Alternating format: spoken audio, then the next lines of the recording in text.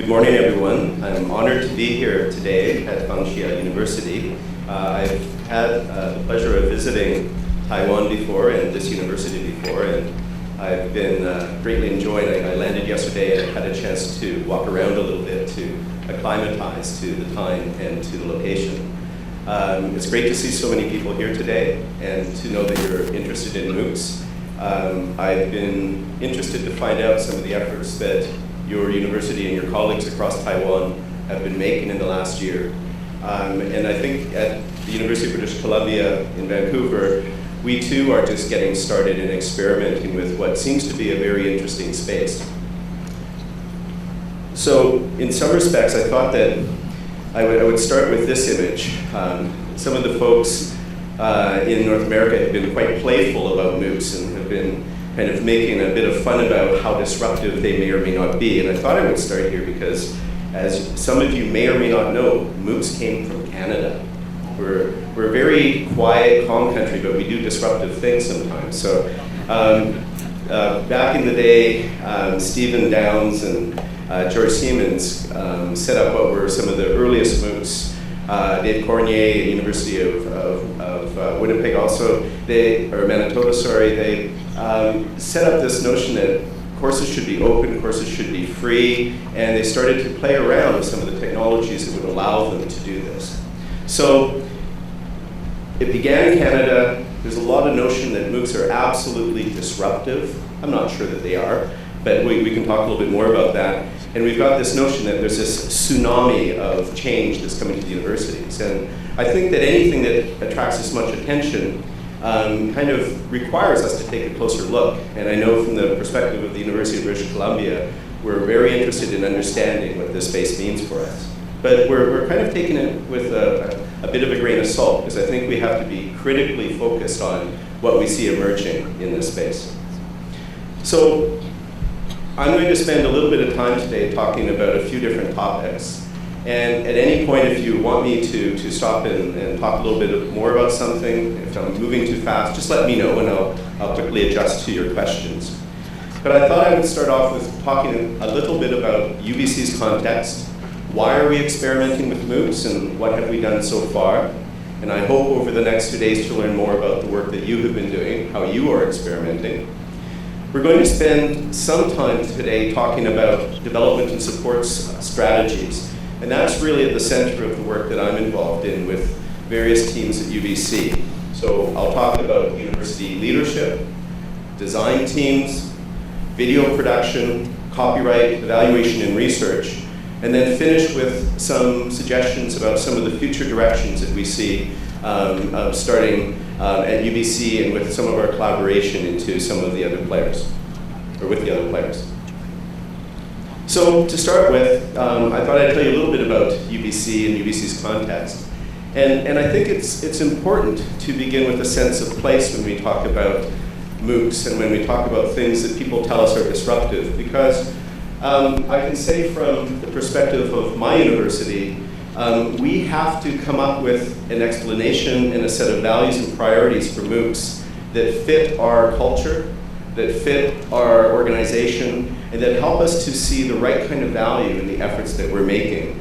And I would argue that that's the same kind of thing that every other university who's interested in MOOCs has to also work through.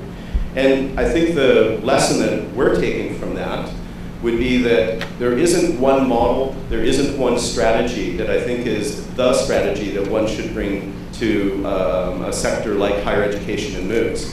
And I think there's a lot of possible different approaches that one might take with this technology, with the idea of an opening for education, with an idea of the marvelous notion that massive and open might have the ability to allow more students to access education than has been the case in the past.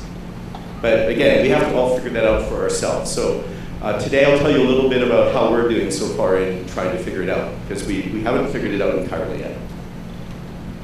So first off, UBC, we're a large institution by Canadian standards, not so large by the size of some of the universities in Asia. We have 58,000 students, approximately 10,000 international students from about 149 countries. We have a lot of research that takes place at UBC, over 500 million. We are a Tier 1 research university, so we value research very strongly as a central component of our work. We have 15,000 faculty and staff, and we're consistently ranked amongst the top universities in the world.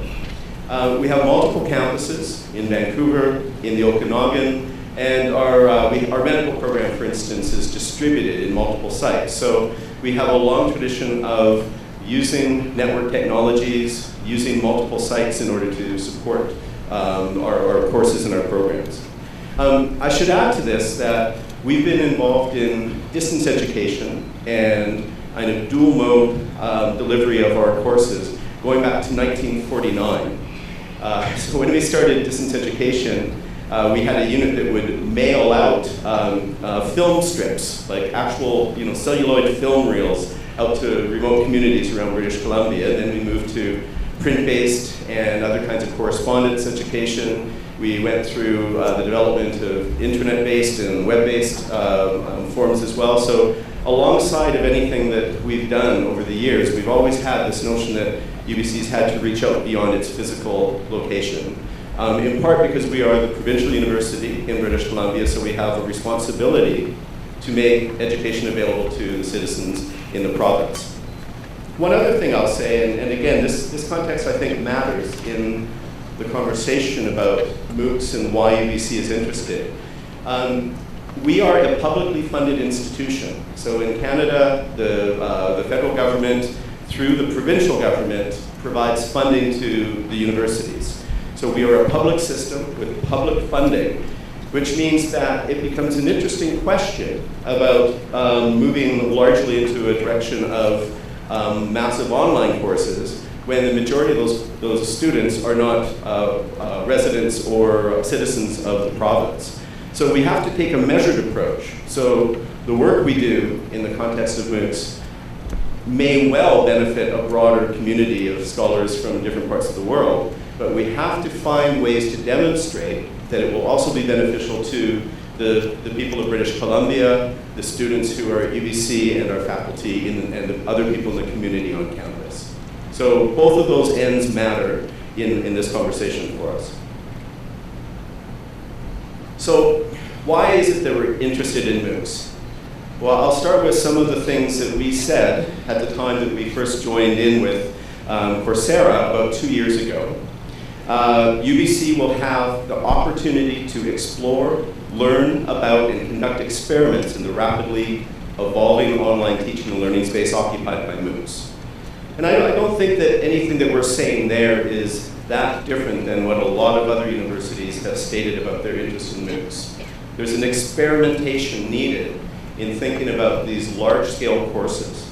And part of that is to understand maybe the potential of what it means to access a larger market of students, to reach into larger communities than one could with just the campus-based courses.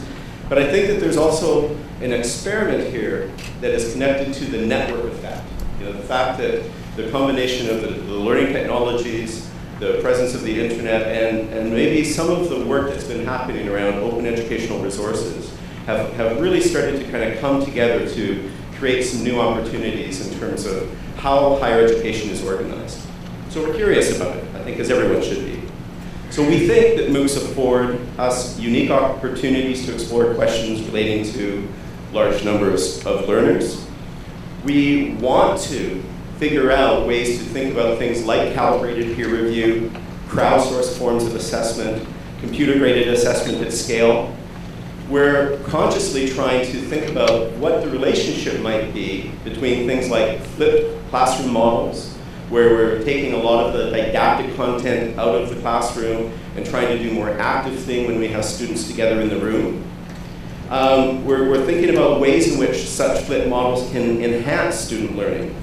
And that means that maybe we increasingly try to leverage MOOC materials to provide new options for campus-based courses. So again, for us, when we think about MOOCs, we're not just looking off campus. We're not just looking outside of the province, outside of the country. We're trying to think about if there are techniques or strategies or methods that will start to change the way we teach on campus, to change the way in which we organize our creation of materials, the kind of activities that we engage students in. So we believe pursuing these and related practice-based research initiatives will lead to improvements in our distance courses, our blended and physical classroom-based approaches to learning. So you can see for the University of British Columbia, we really need to keep our feet firmly on campus and off campus in thinking about MOOCs. If we can't find a way to feed value back into our approaches on campus, it's going to be hard for us to really build a strong benefit to this work. So about a year ago, or actually not even a year ago, no, back in September of 2014, we also joined with edX. And edX offered us some additional possibilities that really were not immediately on offer for us in our partnership with Coursera. And one of the key ones for us is that through our edX relationship, we actually have the ability to enhance platform development. So we have some of the people at UBC who are participating in the development of the platform, and we have a role to play in terms of the overall advisory within edX to not just use the platform as it's currently running, but hopefully have some influence in shaping the way in which it will work for us in the future. We are also consciously trying to think through about ways to accelerate the learning analytics and pedagogical research that we can do in this space. So, for those of you who have been working with some of these platforms, you probably already know that there's enormous amounts of data that one can gather in terms of students' access, what they're doing, how much time they're taking, what's happening on assessment.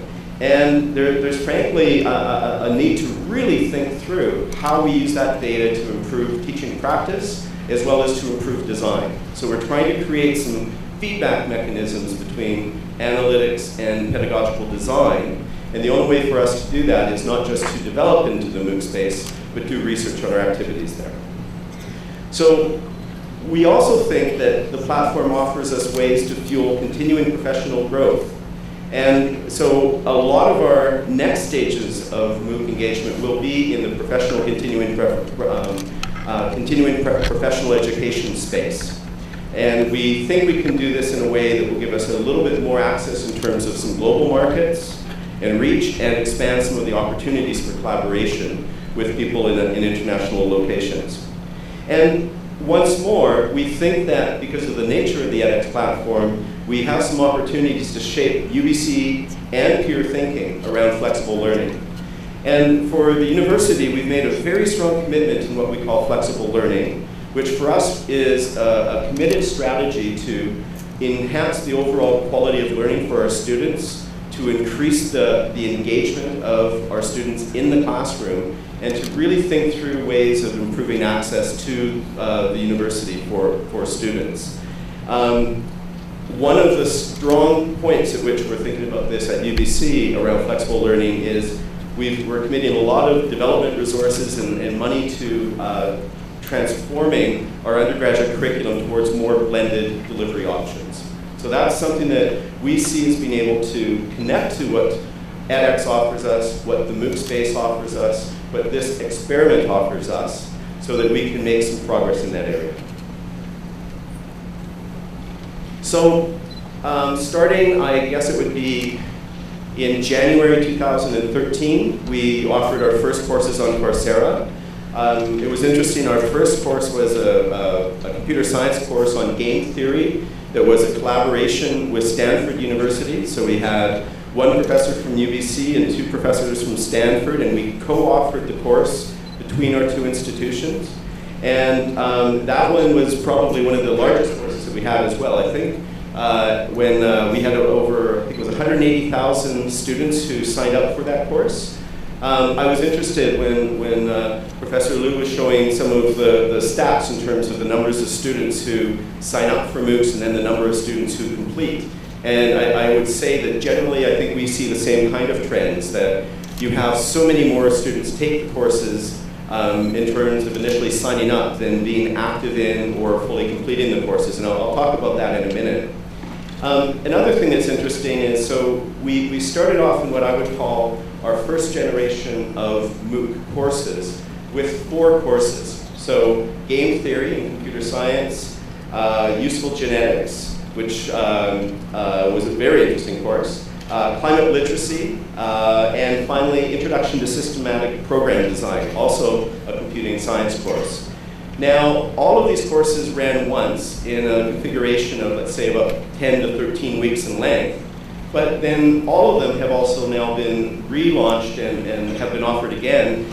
And a curious thing that we see happening with a lot of our MOOC activities, and I think other people who are doing this as well, they're changing the size of a course. I don't know if you've noticed that, but whereas initially a lot of people seem to be offering courses that were comparable to an on-campus course, now you see smaller, shorter courses. And so what this has meant for us, even with this first generation of MOOCs, is whereas we started off with 10 to 12-week courses, we're now at 6 weeks as a size, and we might have a part 1 or a part 2. So the smaller duration of the course seems to be something that's trending. In some of the edX courses that we're doing and some other experiments in the professional, continuing professional space, we even have shorter courses. So one of the things that I think opens up in this conversation about MOOCs and MOOC offerings is the kind of standard duration of the university course. Is that something that stays the same, or does that also open up and get reformatted somewhat? We also have 3 active courses on edX right now, and we're about to have a 4th one open at the end of this week. And again, what I would say that I see happening here is that even in the initial conception of these courses, we're not necessarily trying to do exactly the same kind of duration of course as we would for on-campus. The first course, Chinese Thought, Ancient Wisdom Meets Modern Science, is probably our largest, our longest course of these ones. But we're seeing these different sizes, these different shapes of courses that are part of what we can experiment with. Now, of course, for anyone who connects to administration, you know that you can't necessarily experiment with credit value very easily with credit-based courses in the university.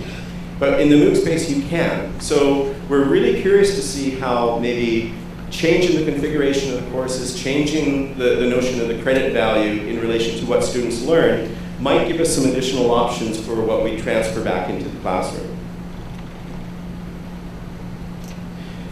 One of the things that we hoped that we would achieve with our MOOC offerings was a more international and a broader connection with students around the world. And I'd say our initial data is showing that we're achieving that goal quite strongly. So in our initial set of courses, useful genetics, we had students from 181 countries, climate literacy, 186 countries, game theory, 202 countries, systematic program design, 191 countries. And what's been wonderful about this is the students who are coming into courses are very heterogeneous.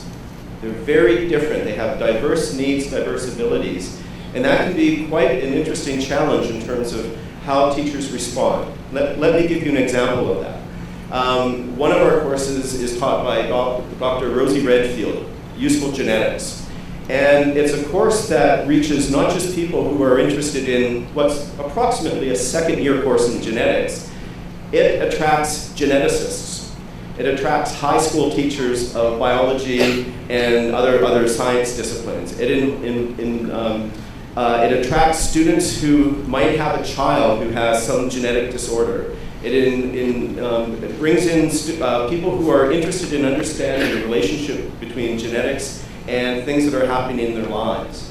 So rather than just having a narrow audience with the characteristics of who we see here at a university, we have a much broader audience. And the kind of knowledge, the kind of questions, the kind of challenges they bring into the forums in a course like this really shifts some of the things that might happen. So the other thing, and I don't know if you've had this experience in any of your MOOCs, we've had kind of groups of people who are kind of experts in a particular field take all of the courses in Coursera or in edX in that field, and they start to almost be kind of a posse of people who are there to be really eager and interested and help out with other students. So we have a lot of people who are passionate in the student committee about knowledge, about learning, who are in the courses helping one another. And again, I think that there are some interesting things to watch for in terms of the nature of student interaction in some of these MOOC courses. The international dimension pops up in interesting ways too. And as I mentioned earlier, I think that students attach to these courses in a way that is different, perhaps, than what we would see to some of the on-campus courses. First off, I mean, here's an example that within a day of one of our MOOCs opening, you have students from around the world who are presenting themselves to the course. They're talking about where they're from, and they're reaching out to other people from other countries to say, hey, anyone else in here from Greece? Or, who's from Mexico, and who's from this part of the world? And of course, India rocks, so you assume that there's some folks from India there who are gathering together. Within a very short period of time, a lot of these students set up Facebook sites, they set up Google groups, they set up all kinds of student-constructed spaces to interact with one another while they are surrounding this MOOC. And that springs up very quickly and completely unprompted from us, though we're trying to pay some attention to that to see if there are ways for us to tap into some of the social networking attributes of what the students bring in terms of their sites, their tools, to bring that into our teaching and how we communicate with students. So we often will use Google Hangout as a way to do kind of office hours or small tutorials with some of the students. We also use tools like this one, which is ZMaps, in a few of our courses, where we want the students to locate themselves and their place and their context as a point of departure for the kind of analysis that they might do in the course. So, apart from a MOOC being just a massive lecture or a massive delivery of content, we're really trying to think about what kind of potential exists when you have students from all over the world coming into a MOOC space in a way that you can connect to some of the core topics and interests of the course. So in the best of circumstances, we can activate that in a way that's beneficial to the complexity of what we are studying and in terms of the motivation and interest of what we can provide, because that has a potential to be very enriching for the students in the course. On the other side is the possibility that that kind of diversity also creates complexity and a lot of activity and chaos that makes it difficult for people to do well in the courses. So I think that we need to do a lot more research and evaluation to understand the impact of having such diverse groups inside of the courses. So in preparing this talk, I wanted to really try to distill down to a couple key areas, some of the focus points that we're using to organize our MOOC activities. And this is my attempt at it, and I'll come back to this slide a bit later. But in the first 2 years of our work, we've started with thinking about the kinds of MOOCs that we could produce. And so, like you, we have a number of those projects underway. I should add that we're also thinking about not just producing MOOCs, because I think there's also a lot of amazing material out there that other people have produced. So what do we do about the fact that there are some marvelous courses that other institutions have produced? And are there ways for us to consume some of those or a portion of those in our own work? So that's another thing that we're doing. As I said earlier, a big focus of our efforts in this space is to think about how to connect with and leverage our work so that it benefits on-campus blended and flipped UBC courses.